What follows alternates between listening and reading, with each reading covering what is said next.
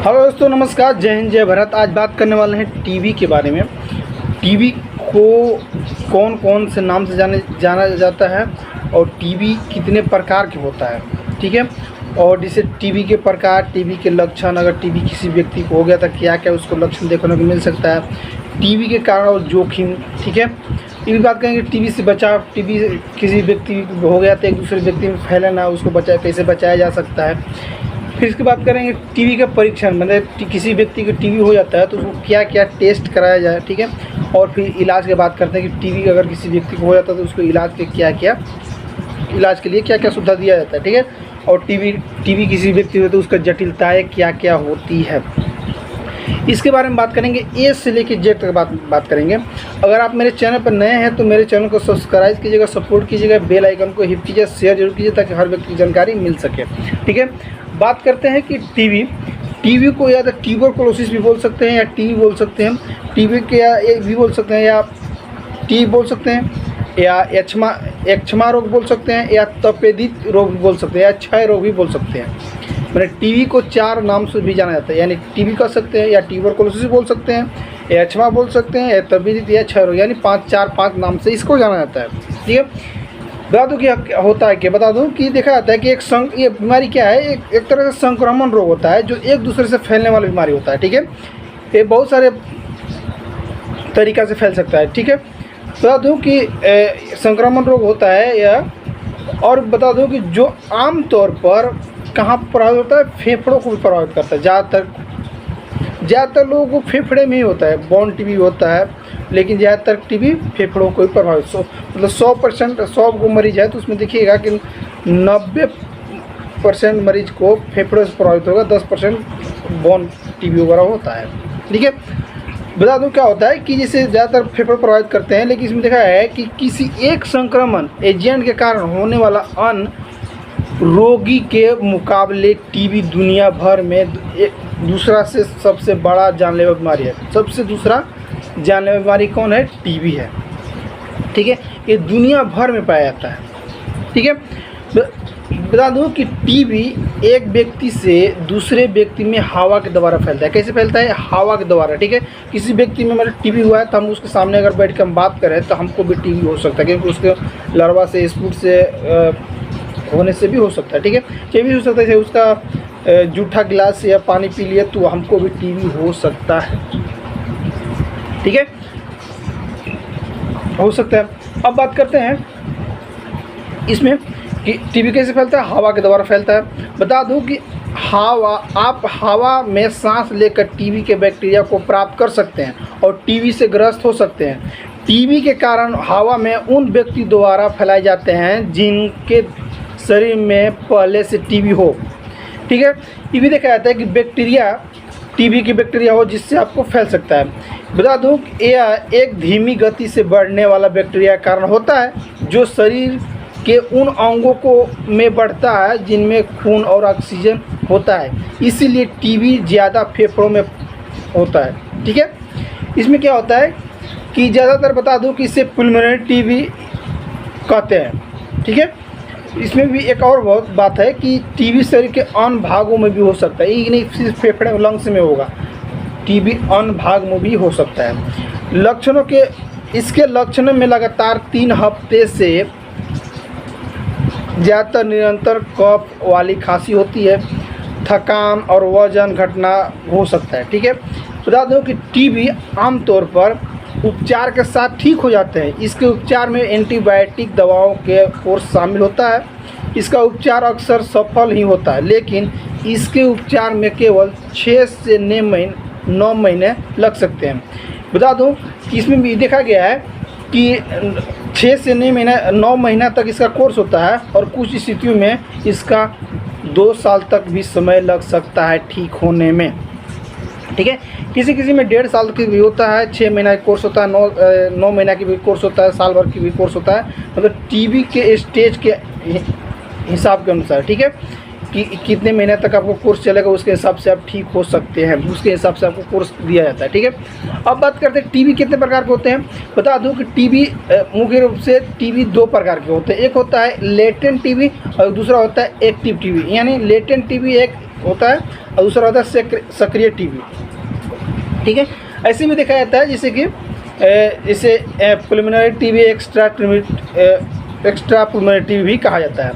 बता दूं कि टीबी कितने तरह के होते हैं? 2 तरह के होते हैं। पहला होता है लेटेंट टीबी, दूसरा होता है सक्रिय टीबी यानी एक्टिव टीबी होता है। ठीक है, तो पहला बात करते हैं लेटेंट टीबी। इसका अर्थ है कि बैक्टीरिया आपके शरीर में है लेकिन आपके शरीर की प्रतिरक्षा प्रणाली उसे सक्रिय नहीं होने दे रही है।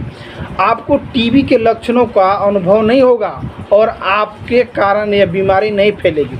लेकिन यदि आपको लेटेंट टीबी है तो वह सक्रिय टीबी में भी बन सकता है। ये था लेटेंट टीबी। अब बात करते हैं एक्टिव टीबी यानी सक्रिय टीबी। ये क्या होता है बता दूं, इसमें ये देखा जाता है कि एक्टिव टीबी, इसका अर्थ है कि बैक्टीरिया आपके शरीर में विकसित हो रहा है और आपको इसके लक्षण महसूस होंगे। यदि आपके फेफड़े सक्रिय टीबी से संक्रमित हो तो आपके कारण यह बीमारी दूसरों व्यक्ति में फैल सकता है। ठीक है, लेकिन इसमें देखा गया है कि टीबी के अन्य 2 श्रेणियों में भी विभाजित किया गया है। कौन कौन? जो अन्य 2 श्रेणी में विभाजित किया गया है कौन कौन बता दूँ? 2 होता है। एक होता है पुल्मोनरी टीबी, दूसरा होता है एक्स्ट्रा पुल्मोनरी टीबी। तो पहले बात करते हैं कि पुल्मोनरी टीबी क्या होता है। बता दूं, पुल्मोनरी टीबी यह होता है कि यह टीबी का प्राथमिक रूप होता है जो फेफड़ों को प्रभावित करता है। यह अक्सर बहुत ही कम उम्र वाले बच्चों या फिर अधिक उम्र वाले विरोधियों में होता है। यानी बता दूं कि पुल्मोनरी टीबी या तो बच्चे में होगा या तो ज़्यादा इसका उम्र एडल्ट मतलब जो ओल्ड हो जाते हैं ना, जो जिसका मतलब 60-65 हो जाते हैं उम्र, उनमें होता है। कौन टीबी होता है? तो पुल्मोनरी टीबी होता है। ठीक है, अब बात करते हैं एक्स्ट्रा पुल्मोनरी टीबी। एक्स्ट्रा पुल्मोनरी टीबी वहाँ होता है कि यह टीबी का प्रकार फेफड़ों से अन्य जगहों पर होते हैं जैसे कि हड्डियाँ, किडनी, लिम्फ नोड आदि। टीबी का यह प्रकार प्राथमिक रूप से इम्यूनोक्रमामाइड यानी प्रतिरक्षा में अक्षम रोगियों में होता है। ठीक है, कौन टीबी? तो एक्स्ट्रा पुल्मोनरी टीबी। एक्स्ट्रा पुल्मोनरी टीबी कहाँ होता है? हड्डियाँ में होगी, किडनी में होगी, लिम्फ नोड में होगी और अन्य जगह पर भी आपको हो सकता है। ठीक है, अब बात करते हैं टीबी के लक्षण। अगर किसी व्यक्ति को टीबी हो जाता है तो क्या क्या लक्षण उसको देखने को मिल सकता है? बता दूं कि इसमें सब में अलग अलग होता है। जैसे कि लेटेंट टीबी हो गया तो उसका अलग होगा, बता दूं, और एक्टिव मैंने टीबी होगा तो उसका अलग देखने को मिलेगा इसमें। ठीक है, लेकिन इसमें ये भी देखा गया है कि जैसे कि किसी व्यक्ति में टीबी होता है तो टीबी से शरीर का जो हिस्सा प्रभावित होता है उसके आधार पर टीबी के लक्षण विकसित होते हैं। टीबी आमतौर पर धीरे धीरे विकसित होते हैं और आपको यह पता लगने में कई हफ्ते लग जाते हैं कि आपको टीबी हुआ है। बता दूं कि आप स्वस्थ हैं, हो सकता है कि सक्रिय होने के बाद भी आपके लक्षण महीनों या कई दिन या कई साल से शुरू होने में समय भी लग सकता है। ठीक है, इसके साथ क्या होता है कि एक सक्रिय व्यक्ति लंबे समय तक संक्रमण रह सकता है जब तक उसके थूक में टीबी जीव शख्स मौजूद रहते हैं। इसके बाद क्या होता है कि और तब तक सक्रिय रहता है जब तक उसका कई हफ्तों से उपचार न किया जाए। हालांकि कुछ लोगों में सक्रिय हो जाते हैं लेकिन संक्रमण को दबा लेते हैं जिससे कई सालों बाद उनमें लक्षण दिखाई देने लगते हैं। ऐसे लोगों में कई बार लक्षण पैदा नहीं होता है और न ही संक्रमण होते हैं।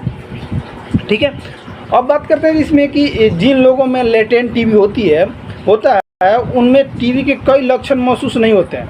लेटेंट टीबी किसी व्यक्ति में हो गया तो उसमें लक्षण महसूस नहीं हो। क्या होता है इसमें कि लेटेंट टीबी, सक्रिय टीबी यानी लेटेंट टीबी यानी एक्टिव टीबी दोनों में विकसित होने से पहले कई सालों तक निष्क्रिय रहते हैं। ठीक है, इसके साथ क्या होता है इसमें देखा गया है कि सक्रिय टीबी से पीड़ित मरीज का श्वसन प्रणाली संबंधित कई लक्षण महसूस हो सकते हैं जैसे खांसी के साथ खून आना या बलगम आना। उन्हें 3 हफ्ते से अधिक समय तक खांसी हो सकती है और खांसने और सांस लेते समय दर्द भी महसूस हो सकता है। इसके अलावा बहुत सारे लक्षण क्या क्या देखने को मिलेगा बता दूँ, जैसे कि आपको खांसी के साथ साथ बलगम या खून भी आएगा अस्पष्टीकृत थकान या बुखार, रात में पसीना आना, ये भी हो सकता है। छाती में दर्द, सांस लेने के दौरान आपको छाती में दर्द या पेन महसूस होगा, ठीक है। ये भी होगा सांस फूलना, भूख न लगना, ठीक है, ये भी होगा। इसके साथ साथ क्या होता है कि वज़न कम होना, क्या होगा कि इसे वज़न कम होना, जैसे दिन प्रतिदिन वज़न आपका धीरे धीरे कम होगा, मांसपेशियों में क्षति, ठीक है, ऐसा हो सकता है आपको।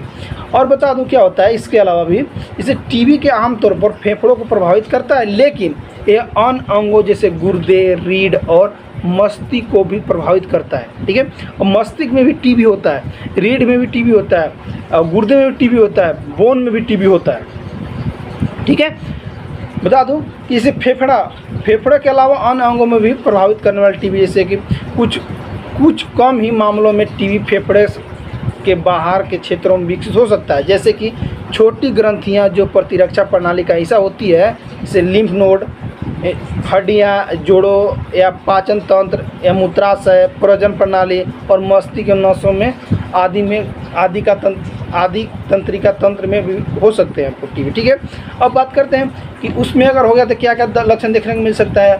मतलब आपको बता दूं कि जैसे कि मूत्राशय, लिम्फ नोड या हड्डी या जोड़ों या पाचन तंत्र या तंत्रिका तंत्र में टीबी होता है तो क्या क्या लक्षण देखने को मिल सकता है। बता दूं कि अगर यहाँ पे टीबी होता है तो पीठ में अकड़न होगा, लंकवा ग्रसित हो सकते हैं, ग्रंथियों में सूजन हो सकता है, पेट में दर्द हो सकता है, कोई भी हो सकता है, डायरिया, दस्त भी हो सकता है आपको, प्रभावित हड्डी में दर्द है उसके कार्य में कमी हो सकता है, भ्रम के साथ साथ ये भी हो सकता है आपके साथ कि एक स्थिर सिर दर्द, मानसिक परिवर्तन या कोमा, दौरे पड़ना या फीटस भी आपको हो सकता है। ये था लक्षण, ठीक है। बता दूं कि टीबी का यह प्रकार आमतौर पर उन लोगों को ज़्यादा जिसकी प्रतिरक्षा प्रणाली कमज़ोर होती है, यानी किसी व्यक्ति की टीबी उसको होगा जिसका प्रतिरक्षा प्रणाली कमज़ोर होती है, उसको टीबी होने के चांसेस हो जाते हैं, ठीक है। अब बात करते हैं कि डॉक्टर को कब दिखाएं। अगर बता दूं कि जो मैं बताया आपको, तो उससे अगर आपको कोई भी समस्या उत्पन्न हो रही है तो आप दिखा सकते हैं। जैसे कि अगर आपके परिवार में या कोई करीबी सहयोगी सक्रिय टीबी से ग्रस्त मिला तो आपको किसी टीबी के लिए टेस्ट करवा लेना चाहिए ताकि आपको भी टीबी ना हो जाए, ठीक है। अब बता दूं कि संपर्क के लिए खतरनाक समय उपचार से पहले होता है। संपर्क के लिए खतरनाक समय उपचार से पहले होता है, या कि न कि उपचार के बाद, ठीक है। बता दूं कि एक बार जब दवा के साथ उपचार शुरू हो जाता है तो मरीज कुछ ही हफ्तों में गैर संक्रामक हो सकता है, ठीक है। इसमें भी देखा जाता है कि अगर ट्यूबरकुलोसिस के इलाज के लिए लिखी गई दवाओं से आपको कुछ साइड इफ़ेक्ट महसूस होते हैं, जैसे खुजली, त्वचा के रंग में बदलाव, दृष्टि में परिवर्तन, थकान या अत्यधिक थकान महसूस होना आदि आपको लक्षण दिखता है, तो ऐसी स्थिति में तुरंत अपने डॉक्टर से संपर्क करें। इसके साथ ये भी होता है, जैसे जिन लोगों में टीबी होने की संभावना ज़्यादा होती है उनमें लेटेंट टीबी यानी गुप्त टीबी संक्रमण के लिए जांच करवा लेनी चाहिए। बता दूं कि जैसे निम्न लोगों में टीबी होने की संभावना अधिक हो सकती है। इससे बता दूं क्या क्या, इससे जो व्यक्ति HIV से पीड़ित हो उनको में, या इंट्रावेनस द्वारा ड्रग्स लेते हैं उनमें, ठीक है। जो लोग संक्रमित व्यक्ति के संपर्क में रहते हैं उनसे, ठीक है। बता दूं कि ये भी हो सकता है जैसे कि ज़्यादातर प्रभावित टीबी उनको करते हैं जिसमें HIV एड्स से ग्रस्त व्यक्ति होते हैं, उनमें टीबी होने के चांसेस हो सकते हैं। दूसरा, इंट्रावेनस द्वारा ड्रग्स लेते हैं, यानी इंजेक्शन लेते हैं, ड्रग्स लेते हैं जैसे नशा लगने के लिए, तो उनको भी टीबी होने के चांसेस हो सकता है। वे लोग जो संक्रमित व्यक्ति के संपर्क में, जैसे किसी व्यक्ति का टीबी हुआ तो उनके संपर्क में रहते हैं तो उनको भी टीबी हो सकता है, ठीक है। ये भी हो सकता है जो स्वास्थ्य देखभाल कार्यकर्ता जो टीबी से उचित जोखिम वाले लोगों को इलाज करते हैं, ठीक है, तो उनको भी टीबी होने के चांसेस हो सकता है आपको, ठीक है। अब बात करते हैं tuberculosis TB cause risk factor, इसके बारे में बात करें। बता दूं कि टीबी किस कारण से होता है, किसी व्यक्ति में अगर टीबी हो रहा है तो क्यों हो रहा है, उसका मुख्य रीज़न क्या है, ठीक है। बता दूं कि टीबी रोग माइक्रोबैक्टीरिया ट्यूबरकुलोसिस नामक बैक्टीरिया कारण होता है। टीबी के विभिन्न प्रकार होते हैं, जिनमें कुछ दवाओं के प्रतिरोध में भी होते हैं। ठीक है, इसमें देखा जाता है कि जैसे कि टीबी के बैक्टीरिया हवा के माध्यम से फैलते हैं। जब ये बैक्टीरिया हवा में उपस्थित हो जाते हैं तब कोई भी व्यक्ति सांस लेने के दौरान बैक्टीरिया को खींच सकता है, जिससे वो व्यक्ति टीबी से ग्रसित हो सकता है।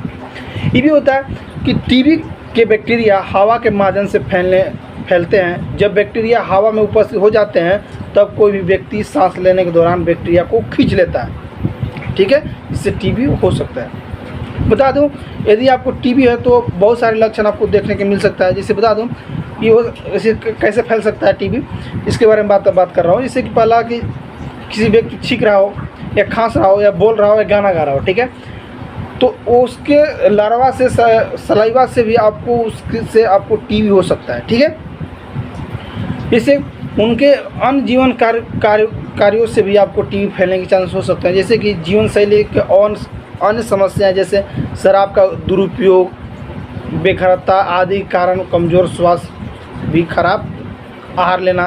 ठीक है, छोटे बच्चे या बुजुर्ग जिनकी प्रतिरक्षा प्रणाली कमज़ोर होती है, विशेष पॉजिटिव टीबी स्क्रीन टेस्ट वाले लोग। ठीक है, ये भी होता है। साथ साथ में भी देखा गया है कि किसी संक्रमित व्यक्ति के साथ लंबे समय तक नज़दीकी संपर्क में रहना भी हो सकता है आपको टीबी। ये भी होता है भीड़ वाली परिस्थितियों में रहना, इससे भी आपको टीबी हो सकता है। ये भी होता है जैसे HIV से ग्रसित व्यक्ति से। ठीक है, मादक पदार्थ का दुरुपयोग करने वाले लोग, जो खासकर इंट्रावेनस ड्रग का इस्तेमाल करने वाले लोग। ठीक है, सिर और गर्दन के कैंसर के रोगी, वे मरीज जिनका अंग प्रत्यारोपण किया गया हो, डायबिटीज़ के मरीज। डायबिटीज़ में क्या होता है कि डायबिटीज़ में नए दृष्टिकोण या स्वस्थ आहार, नियमित व्यायाम और न्यूनतम उपचार के लिए साथ एक सकारात्मक जीवन शैली होती है। ठीक है, बता दो किडनी ये भी किया जाता है जैसे किडनी रोग मरीज के लिए, वे लोग जो इम्यूनोएस्प्रेसिव थेरेपी से गुजरे हैं, सिलिकोसिस ले चुके हैं, उससे भी हो सकता है। बता दो कि इसमें देखा गया है कि जो दवाएं प्रतिरक्षा प्रणाली को दबा देती है वे आपको सक्रिय टीबी विकसित होने के जोखिम में भी डाल सकती है। साथ साथ में ये होता है कि विशेष रूप से उनमें अंग प्रत्यारोपण, अस्वीकृति की रोकथाम करने वाली दवाएं शामिल होती है। साथ साथ में भी होता है कि अन्य दवाएं जो आप में टीबी होने के जोखिम को बढ़ाती है, उनमें निम्न इलाज करने के लिए इस्तेमाल भी किया जाता है, जैसे कैंसर, रूमेटॉइड अर्थराइटिस से क्रोहन रोग या सोराइसिस। ठीक है, अब बात करते हैं टीबी से बचाव। टीबी से बचाव कैसे किया जा सकता है? टीबी से बचाव के लिए आपको बहुत सारे सबसे पहले आपको हाइजीन मेंटेन करके रखना होगा, उसके बाद आप टीबी से बच सकते हैं। बता दूं नियम शर्तें बता दूं क्या क्या करना होगा आपको।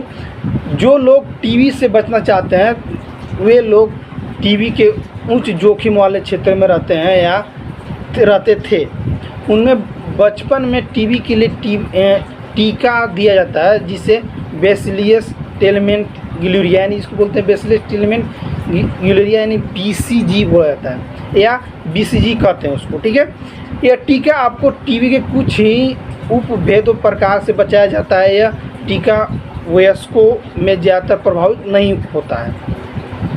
ठीक है, अब बात करते हैं कि सक्रिय टीबी से बचने के लिए उपाय क्या करना होगा, यानी एक्टिव टीबी से बचने के लिए क्या क्या उपाय करना होगा। बता दूं कि सबसे पहले आपको क्या करना होगा कि जिस व्यक्ति को टीबी हो उसके साथ में अधिक समय न बिताएं जब तक उस व्यक्ति का उपचार कम से कम 2 हफ्तों तक न हुआ हो। ठीक है, दूसरा रीज़न कि यदि आप किसी ऐसे जगह काम कर रहे हो जहां टीबी की अनुपस्थिति मरीज हो तो चेहरों में मास्क का उपयोग करें। तीसरा, यदि आप किसी ऐसे व्यक्ति के साथ रहते हैं जिसे टीबी हो तो उसे टीबी के उपचार के निर्देश का पालन करने के लिए कहें कि भैया आपको टीबी है, आप ये काम करो, नहीं तो दूसरे व्यक्ति के भी हो सकता है।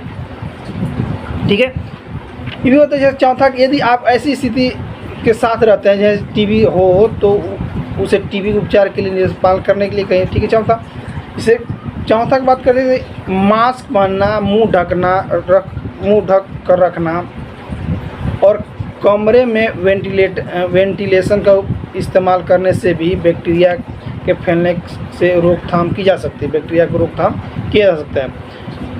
छठा भी देखा जाता है कि जिन लोगों को टीबी हो उन्हें भीड़ भाड़ से दूर रहना चाहिए जब तक वह संक्रमण हो। ठीक है। सातवां नंबर था कि टीबी से ग्रस्त लोगों को रेस्पिरेटर एक प्रकार का मास्क का उपयोग करना चाहिए ताकि एक दूसरे व्यक्ति में न फैले। ठीक है। 8 नंबर, जिन लोगों को टीबी हो उन्हें उपचार के 3 से 4 सप्ताह तक किसी भी व्यक्ति के संपर्क में नहीं आना चाहिए, नहीं तो ये हो सकता है एक दूसरे व्यक्ति में फैल जाए। ठीक है। 9 नंबर था, जिन लोगों को टीबी हो उन्हें उपचार के 3 से 4 हफ्ते तक किसी व्यक्ति के संपर्क में नहीं आना चाहिए। ठीक है।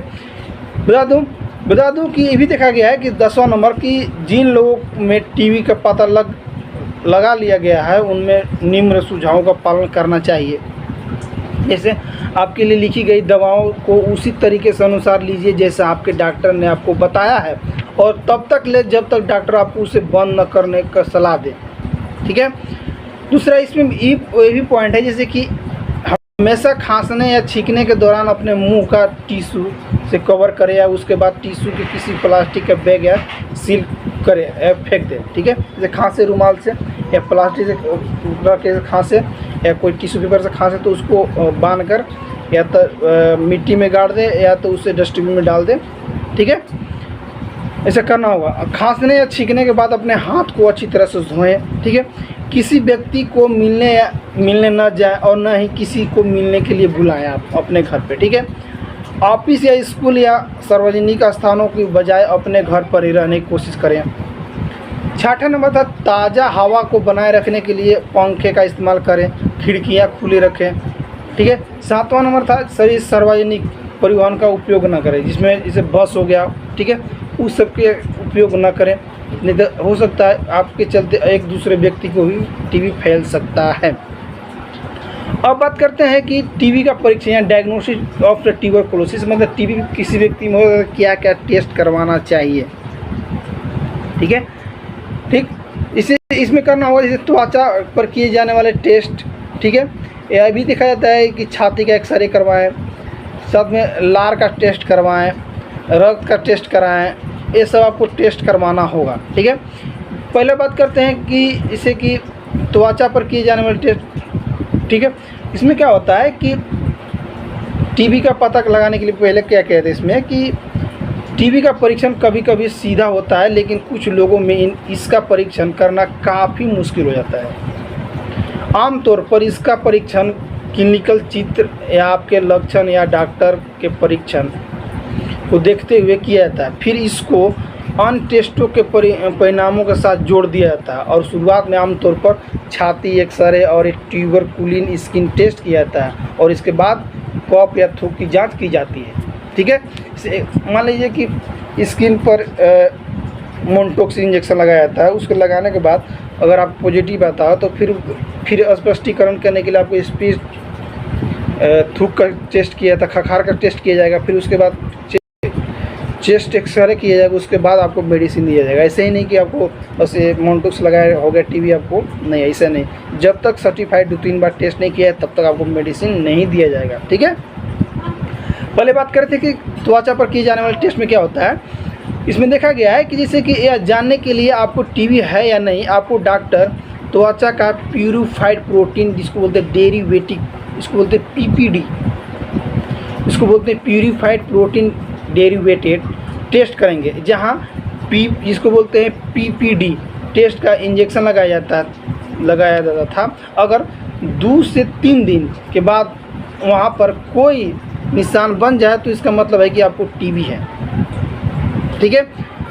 ये भी किया जाता है। इसमें भी देखा जाता है कि यह टेस्ट आपको बताता है कि आप टीबी वायरस के संपर्क में आ चुके हैं। वे टेस्ट यह नहीं बताता है कि आपको वर्तमान में सक्रिय संक्रमण है या नहीं। हालांकि यह टेस्ट उत्तम नहीं है। कुछ लोगों को इस टेस्ट के प्रति कोई प्रतिक्रिया नहीं देते हैं, भले ही उनको टीबी हो, जबकि कुछ लोग जिनको टीबी भी नहीं है इसके प्रति प्रतिक्रिया दे भी देते हैं। ठीक है। ईवी होता है इसमें मोन्टुक्स इंजेक्शन लगाने पर, यानी पीपीडी जो टेस्ट लगाते हैं उसके लगाने पर ईवी रिजल्ट मिलता है। जिसमें होता है उसमें नेगेटिव बताता है, जिसमें नहीं होता है उसमें पॉजिटिव बता देता है, ठीक है। इसीलिए डॉक्टर आपको क्या करते हैं, छाती का एक्सरे करते हैं, स्पीड टेस्ट कराते हैं, ठीक है। ठीक, इनमें ये भी होता है कि जिन लोगों को हाल में टीबी का टीका लगा उन्हें टेस्ट का रिजल्ट पॉजिटिव हो सकता है, लेकिन उनको टीबी नहीं हो सकता है, ठीक है। अब बात करते हैं छाती का एक्सरे। अगर किसी व्यक्ति में अगर हो गया तो छाती के एक्सरे करने से कैसे पता चलेगा, बता दूं क्या होता है कि यदि आपका पीपीडी टेस्ट पॉजिटिव है तो आपकी छाती का एक्सरे किया जाएगा। इस टेस्ट से पता चलेगा कि आपके फेफड़े में छोटे धब्बे या नहीं, या छोटे धब्बे तो नहीं है, या धब्बे टीबी के संक्रमण के संकेत होते हैं, और इनसे पता चलता है कि आपका शरीर टीबी के बैक्टीरिया के विरुद्ध काम करने की कोशिश कर रहा है कि नहीं, ठीक है। दूसरा का पॉइंट इसमें भी देखा जाता है कि यदि आपके छाती के एक्सरे का रिजल्ट नेगेटिव हो तो इसका मतलब है कि आपका पीपीटी टेस्ट गलत था या आपको गुप्त लेटेंट टीबी है, हो सकता है, ठीक है। साथ साथ में भी देखा जाता है कि यदि यह पॉजिटिव है तो आपको टीबी के उपचार शुरू कर देना चाहिए। अगर यह नेगेटिव है तो आपको लेटेंट टीबी के लिए उपचार करवाने की आवश्यकता हो सकती है, ताकि टीबी को सक्रिय होने से उसके बाद आपको बीमार होने से रोका जा सके।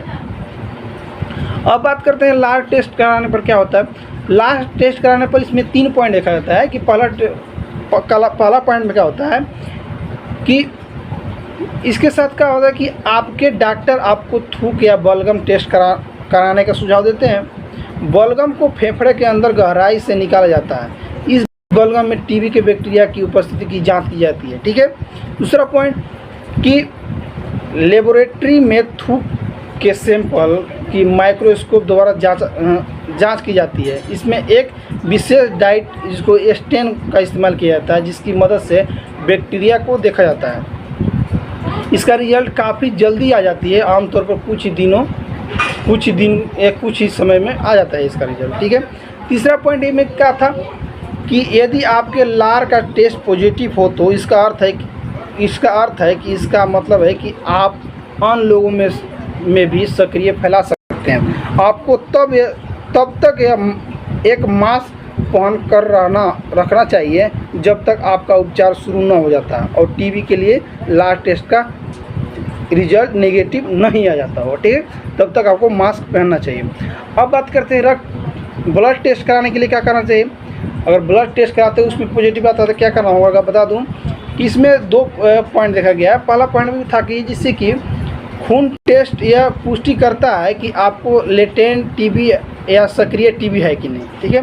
दूसरा का पॉइंट भी था कि यदि आपके लिए टीबी विकसित होने के जोखिम में अत्यधिक हो लेकिन स्किन टेस्ट पर प्रतिक्रिया नकारात्मक आ रही हो, या हाल में ही पाए जाने वाली उसको बोलते हैं BCG का टीका लगवाया हो, तो ऐसी स्थिति में ब्लड टेस्ट आपके लिए उपयोगी हो सकता है, ठीक है। अब बात करते हैं जैसे टीबी पर संदेह होने पर प्रभावित रूप से अन्य की जाने वाली टेस्ट की जाती है। क्या क्या इसमें देखा जाता है कि एक प्रकार का खून टेस्ट जिसे इंटरफेरल गामा टेस्ट, इसको इंटरफेरन गामा टेस्ट भी कहा जाता है। इसमें क्या होता है कि यदि टीबी के लिए किए जाने वाले टेस्टों के परिणाम अस्पष्ट हो तो यह टेस्ट उपयोगी हो सकता है। इस टेस्ट का लाभ है कि इसका रिजल्ट BCG के टीके को प्रभावित नहीं करता।